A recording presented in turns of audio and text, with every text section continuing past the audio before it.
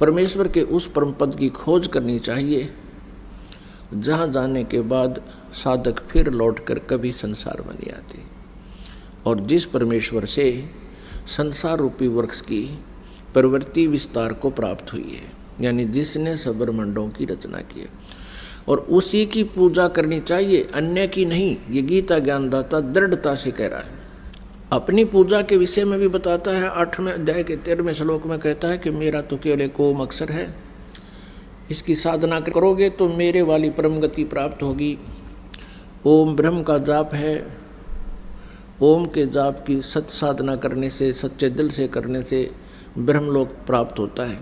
ब्रह्मलोक पर्यंत भी प्राणी पुनर्जन्म के अंदर हैं, उनकी भी जन्म मृत्यु होती है। गीता जी अध्याय नंबर 8 के श्लोक नंबर 16 में स्पष्ट किया है।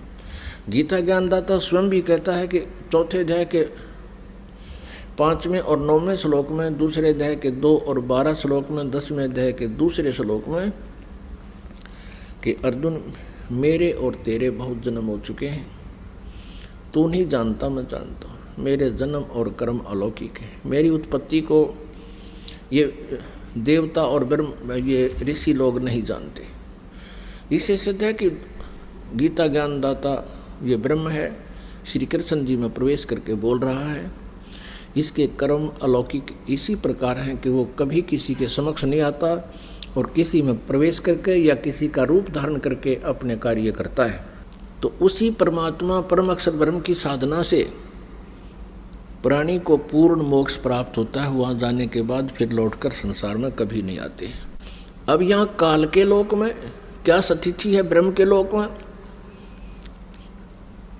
इन 21 ब्रह्मांडों में क्या स्थिति है और 7 संग ब्रह्मांडों में भी क्या स्थिति है। आज पुण्यात्माओं आपके पास ये संसारिक झूठा सुख उपलब्ध है। आपके संतान भी है, आपके पास संपत्ति भी है, उच्च पोस्ट भी प्राप्त है। आप सोच रहे हो कि मैं बिल्कुल ठीक हूँ। परमात्मा कहते हैं कि एक पल में ना जाने के बिजली गिर जाए, फिर काहे के ठीक। यहाँ पर एक बार 26 जनवरी सन 2000 में एक भूकंप आया था गुजरात प्रांत में। पुण्यात्मा छुट्टी का दिन था, सभी अपने अपने घरों में 26 जनवरी गणतंत्र दिवस की झांकियां देखने के लिए बैठे थे। उसी समय इतना भयंकर भूकंप आया। 8-8, 6-6 मंजिल की कोठियां थी और वो सभी तहस नहस हो गई। जिन मकानों को बनाते बनाते दादे परदादे चले गए उनके, और आप भी उन्हीं को व्यवस्थित करने में लगे हुए थे, उन्हीं कोठियों के नीचे दबकर मर गए। लाखों की संख्या में इस काल ने वहाँ गाड़ी गाल दी। तो यहाँ परमात्मा याद दिलाते हैं, बच्चों तुम भांग के नशे में हो। कौन से भांग के नशे में? इस काल के झूठे सुख रूपी इस भांग को पीकर तुम मदमस्त हो गए। कबीर ये माया अटपटी सब घट आन अड़ी, किस किस को समझाऊं या कुएं भांग पड़ी। अब परमात्मा कहते हैं किस किस न समझाऊं, इस 21 ब्रह्मांड के कुएं में काल ने बगैर तौल की भांग डाल रखी है और इस भांग को हम पिए बैठे हैं। अब इस एंटीबायोटिक प्रवचनों से, परमात्मा की वाणी और ज्ञान से आपकी यह भांग उतरेगी, ये नशा उतर जाएगा। फिर आपको नींद भी ढंग से नहीं आया करेगी, लेकिन नींद में भी चिंता बनी रहेगी। हे भगवान, कहीं फिर काल का दाव ना लग जावे, हमारा फिर पुनर्जन्म ना हो जावे, कहीं हमसे भक्ति ना बने। पुण्यात्माओं, जब आपका ये अज्ञान अंधकार हट जाएगा और ये झूठे सुख का जो माया है इसका नशा उतर जाएगा, फिर आपको जीने का लुत्फ न्यारा ही होगा। फिर आपको जीने के उद्देश्य का ज्ञान होगा, हम किस लिए जीना चाहिए। और फिर इस उद्देश्य से आप परमात्मा से डिमांड करोगे, आपकी टाइमली मौत भी होने वाली होगी, उसको भी एक्सटेंड कर देगा परमात्मा आपकी सच्ची लगन भक्ति की देख के।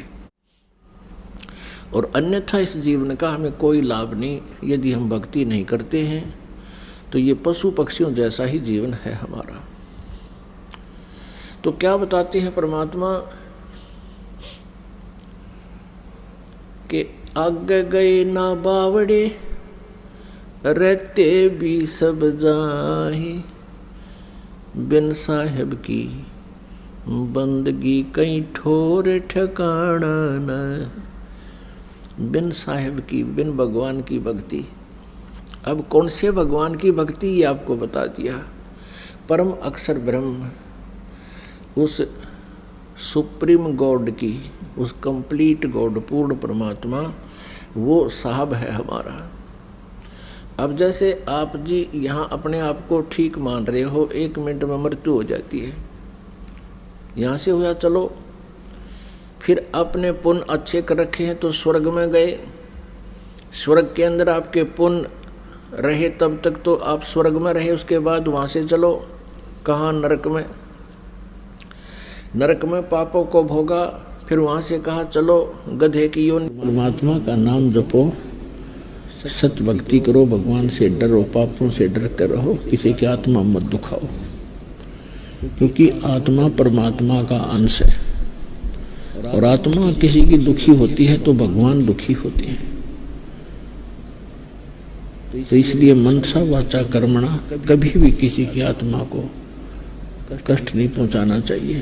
संभव हो सके तो राहत दे, और नहीं राहत देने की नीयत है, किसी को सुख नहीं दे सकते तो दुख देना कभी मत सोचो, सपने में भी ना सोचो।